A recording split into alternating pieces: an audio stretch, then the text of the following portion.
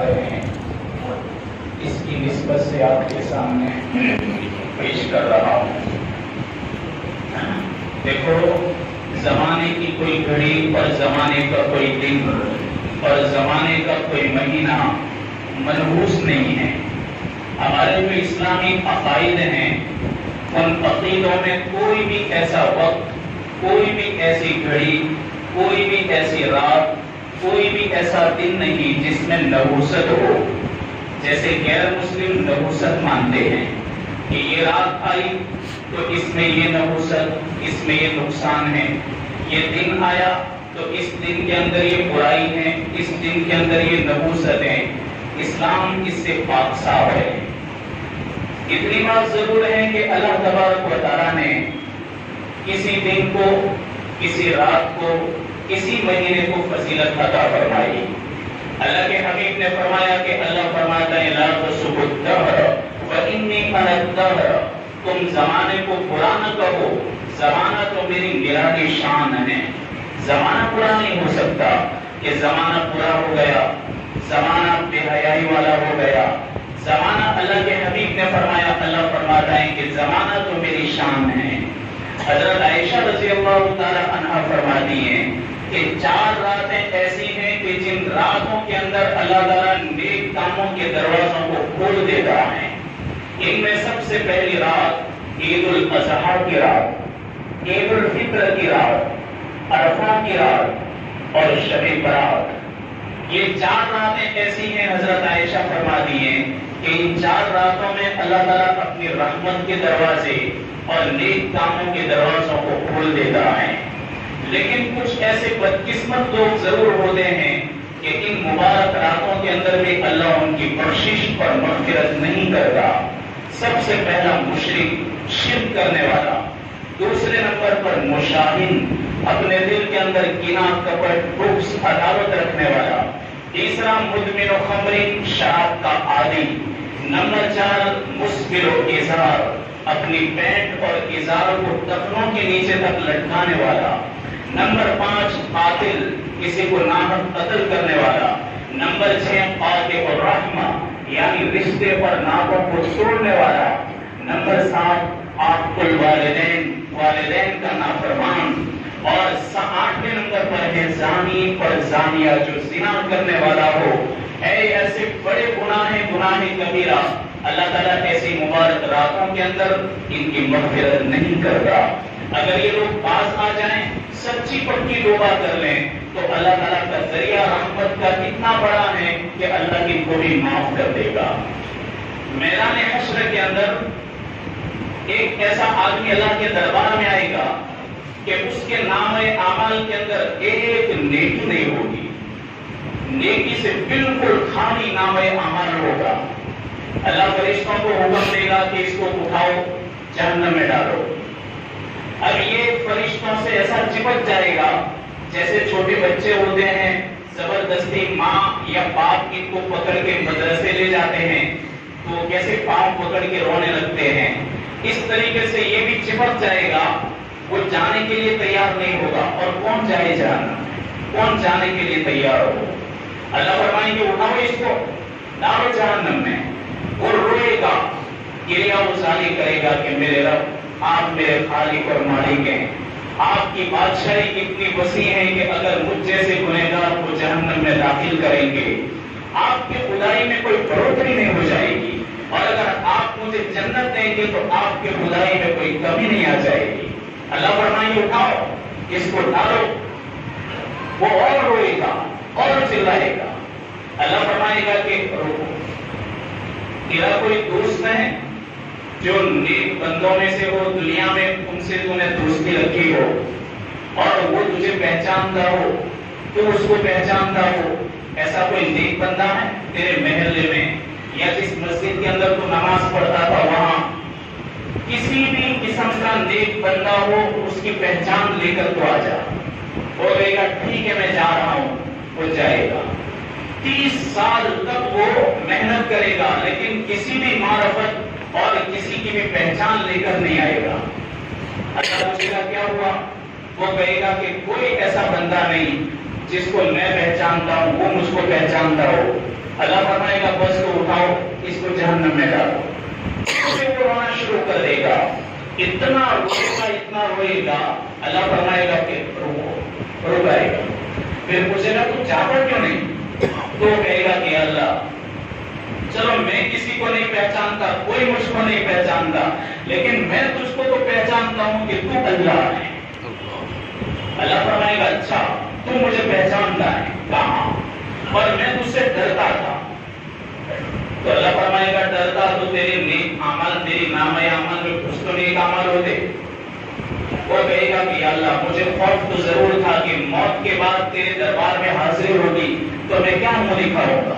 تو اللہ فرمائے گا اچھا ٹھیک ہے, تو تم مجھ سے ڈرتا تھا اور مجھ کو تو پہچانتا ہے کہ میں تیرا خالق اور مالک ہوں. چل تیرا کام ہو گیا کہ میں تیرے حق میں جنت کا فیصلہ کرتا ہوں. کتنی بات پر کہ میں تجھے پہچانتا ہوں. ہم تو پہچانتے ہیں اللہ کو. اللہ کا شکر ہے کہ ہم توحید پرست ہیں اور توحید پر قائم ہیں. اللہ تبارک و تعالی ایمان پر ہمارا خاتمہ مقدر فرمائے.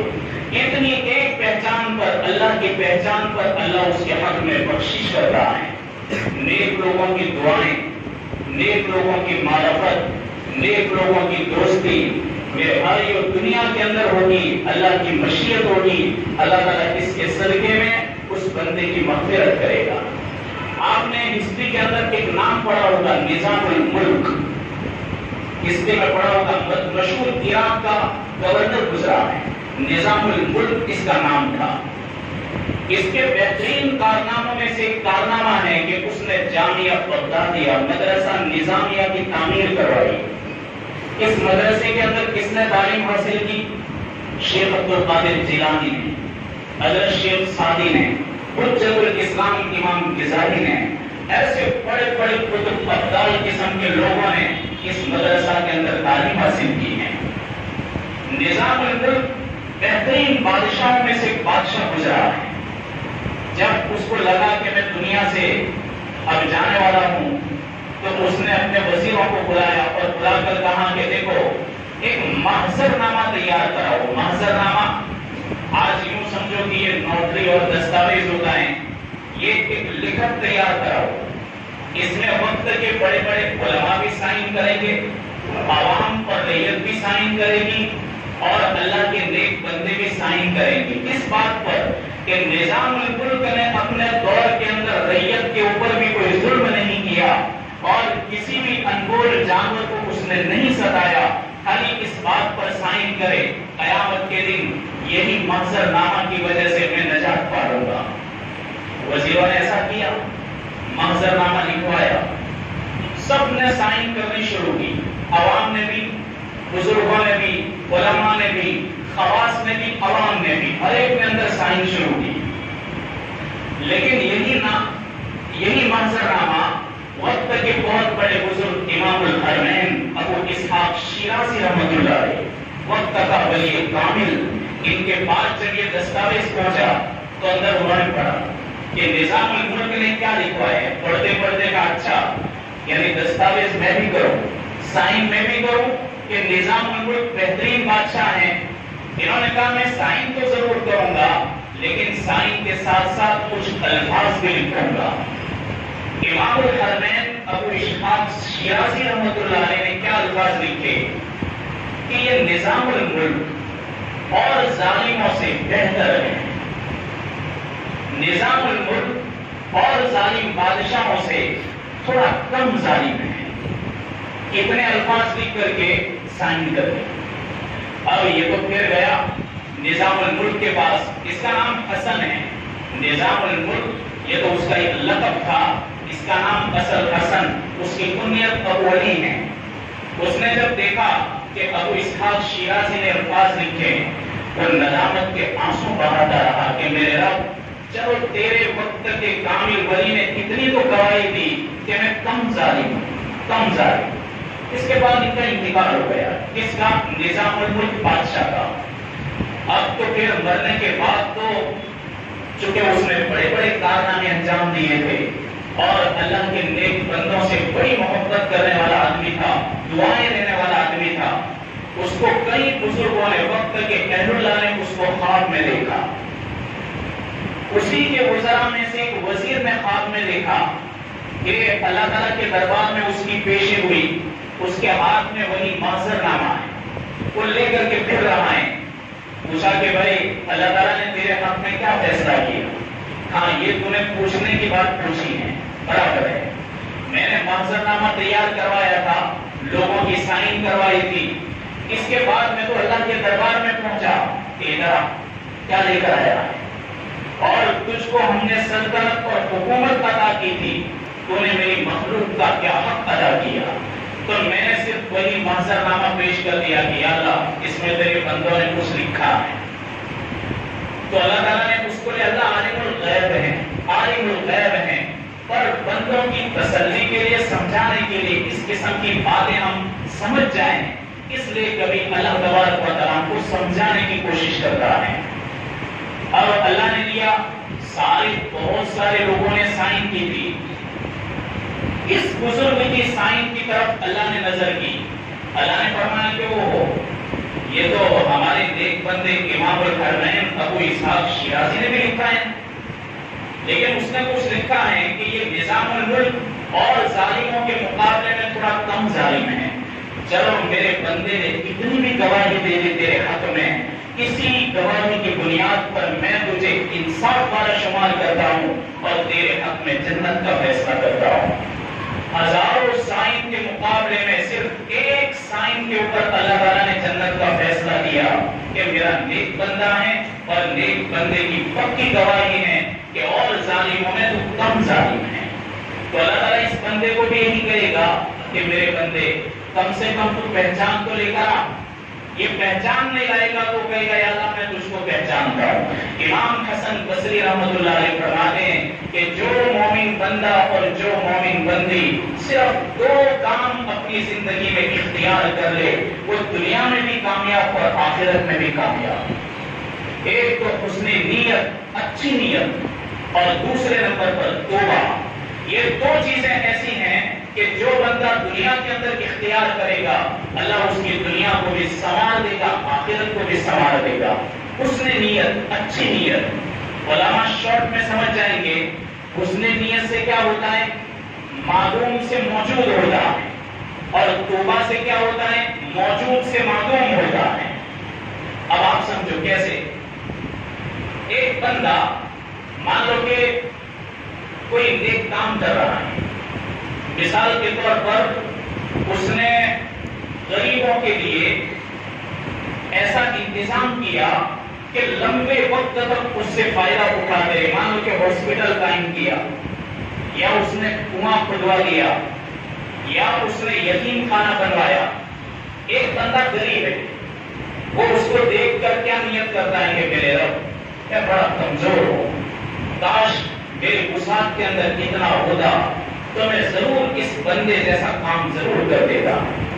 دیکھو اس نے کیا نہیں، صرف اس نے نیت، اچھی نیت، اس کا کام موجود نہیں، لیکن اس نیت سے اللہ قیامت کے دن فرمائے گا کہ میرے بندے تو نے وہ کام نہیں کیا، پر ہم نے کر دیا، وہ شمار کر لیا، اور تیرے کھاتے میں اس کام کو ہم نے جوڑ دیا۔ دیکھو معدوم سے موجود ہو گئے، ایک چیز نہیں تھی لیکن اس کو اللہ نے موجود مانی، ایک کام نہیں کیا تھا لیکن اللہ تعالیٰ نے اس کام کو کیا ہوا مانا۔ توبہ میں کیا ہوتا ہے؟ موجود سے معدوم ہوتا ہے۔ ایک بندہ پوری زندگی گناہ کبیرہ کرتا رہے، جو کیا ہے اور ہوا ہے، نامۂ اعمال کے اندر وہ گناہ لکھے گئے، لیکن ایک مرتبہ سچے پکے دل سے کہہ دیا یا اللہ میں توبہ کرتا ہوں، اللہ انہی گناہوں کو جو کیا ہے موجود ہیں ان کو معلوم کر دے گا، یعنی ایسا ہو جائے گا کہ گویا اس نے اپنی زندگی کے اندر کوئی گناہ ہی نہیں کیا۔ یہ دو کام ایسے ہیں، حسن نیت اور توبہ۔ اللہ تبارک و تعالیٰ اس کے صدقے میں ہماری دنیا کو بھی سنوارے گا، آخرت کو بھی سنوارے گا، اور اپنے نیک بندے اور محبوب بندوں کے اندر اللہ میں شامل کرے گا۔ میرے بھائیو، یہ کوئی تہوار کی رات نہیں ہے، ہمارے یہاں تو ایک ماحول دکھتا ہے گویا کہ تہوار ہے۔ رات کے وقت تک اسلام میں کوئی تہوار نہیں، غیر مسلموں میں تہوار ہے، رات کا تہوار۔ اسلام میں صرف 3 کو تہوار ہیں، عید الفطر، عید الاضحیٰ یہ دو ہی تہوار وہ دن کے اندر ہیں. رات کے وقت تک کوئی ہنگامہ نہیں ہوتا. اللہ نے رات کو سکون پر عبادت کے لیے بنایا. اللہ کے حبیب اس پورے مہینے کے اندر اپنے آپ کو تیار کرتے تھے. نہ صرف خالی اس رات میں کہ جاگ کر کے آپ اگلے دن روزہ رکھ لیں جو کہ نفلی روزہ ہیں، آپ یہ اہتمام خالی نہ فرماتے تھے، بلکہ آپ کا یہ پورا مہینہ عبادت کے اندر گزرتا تھا. حضرت عائشہ رضی اللہ عنہا فرماتی ہیں کہ اللہ کے حبیب نے پورا مکمل مہینہ رمضان کے علاوہ کوئی مہینہ روزہ نہ رکھا. آپ نے صرف رمضان کا پورا مہینہ روزہ رکھا. لیکن سب سے زیادہ کثرت سے اگر آپ نے روزے رکھے ہیں تو یہی شعبان کا مہینہ ہے. اس مہینے کے اندر اللہ کے حبیب اپنے آپ کو بہت تیار کرتے تھے اور صحابہ اکرام کو بھی اس کی خاص تاکید فرماتے تھے. اب اس رات کے اندر خاص کر کے ہماری مذکورات کے اندر ایک ماحول ایسا ہوتا ہے کہ باقاعدہ اس رات کے لیے تو کپڑے سلائے جاتے ہیں. سبرات عید کے نام پر، ابھی عید بھی نہیں ہے. عید تو کیا، اللہ کے حبیب نے اس کے حق میں اس کو تہوار ہی قرار نہیں دیا. بچوں کو بھی نہلا دھلا کر کے کپڑے پہنانا، خود بھی اگر روز اگر پہنتے ہو تو برابر ہے، صفائی اچھی بات ہے، لیکن اس رات کے نام پر یہ سب کرنا میرے بھائیوں اسلام اس کو نہیں مانے گا کہ ہم اس کو اتنا بڑا چڑھا کر کے پیش کر دیں کہ جس کا ثبوت صحابہ اکرام نے نہیں دیا ہے اور جس کی اجازت ہمارے نبی نے نہیں دی ہے. ہاں ہم صرف عبادتیں کریں. اللہ تبارک و تعالیٰ کیا بتا کہ ہماری زندگی کا یہ آنے والا رمضان ہماری مقدر میں ہو، اس کے بعد اگلا رمضان ہم کو نصیب نہ ہو. ہم یہ تو سمجھ سکتے ہیں اور اس سے پہلے ہم تیاری کر سکتے ہیں. اللہ تعالیٰ نے اب اس مہینے کے اندر نیک کاموں اور اپنے رحمت کے خزانوں کو کھول دیا. جو آدمی مبارک دنوں کے اندر، رمضان کے اندر اور ایسی گھڑیوں کے اندر اپنے ہاتھوں کو کھول دے گا، اللہ تبارک و تعالیٰ اس کو خلیل بنائے گا. خلیل کے معنی جگری دوست. حضرت ابراہیم علیہ السلام کی عادت تھی کہ وہ اس وقت تک کھانا نہیں کھاتے تھے جب تک کہ باہر راستے سے کسی مہمان کو اپنے گھر کے اندر نہ لاوے. ایک دن وہ باہر نکلے، کھانا لگ گیا، باہر نکلے، کوئی ایسا مسافر نہیں گزرا کہ جو آپ کے ساتھ کھانے کے لیے بیٹھے، کوئی نہیں گزرا. آپ بہت دیر تک کھڑے رہے لیکن کوئی نہیں گزرا. اچانک جب آپ واپس آئے تو اپنے گھر کے اندر ایک آدمی کو کھڑا ہوا دیکھا. کہنے لگے کہ بھائی تم کون ہو، کس کی اجازت سے میرے گھر میں آئے، تمہیں اجازت کس نے دی؟ وہ کہنے لگے کہ مجھے اس گھر کا جو سچا مالک ہے اس نے اجازت دی. کہا میں مالک ہوں؟ کہا نہیں، آپ ہیں، آپ ٹیمپریری مالک، آپ آنکھ بند ہو گئی تو آپ مالک نہیں. کہا ہاں سچا مالک یعنی اوپر والا. کہا ہاں سچے مالک نے اجازت دی. تو کہا تو پھر تم کون ہو؟ کہا میں ملک الموت ہوں، موت کا فرشتہ. کہا اچھا کیسے آنا ہوا؟ گھبراؤ مت، ہم روح لینے کے لیے نہیں آئے ہیں، ہم تو خالی کی خبر دینے کے لیے آئے کہ میں اللہ تبارک و تعالیٰ نے مجھ کو کہا کہ تم زمین پر اس بندے سے ملاقات کرو جس کو میں نے اپنا خلیل بنایا ہے، جگری دوست بنایا ہے. ابراہیم علیہ السلام نے کیا کہا؟ اگر آپ ملاقات کریں تو اس بندے کا ایڈریس مجھے ضرور دینا. زمین کے جس کونے پر وہ بندہ ہوگا وہاں جا کر کے ان کے قدموں کو چوم لوں گا میں کہ اللہ نے اس کو اپنا خلیل بنایا ہے. ملک الموت نے کہا کہ آپ کو کہیں جانے کی ضرورت نہیں ہے، اللہ نے آپ ہی کو خلیل بنایا ہے. کہا مجھے؟ ابراہیم علیہ السلام نے کہا آپ ہی کو خلیل بنایا. کہا کوئی وجہ، کوئی عمل جس کی وجہ سے اللہ نے مجھے خلیل بنایا ہو؟ کہا ہاں، اس لیے کہ آپ نے اپنے ہاتھ کو ہمیشہ غریبوں کے لیے اوپر رکھا، ضرورت مندوں کے لیے اوپر رکھا.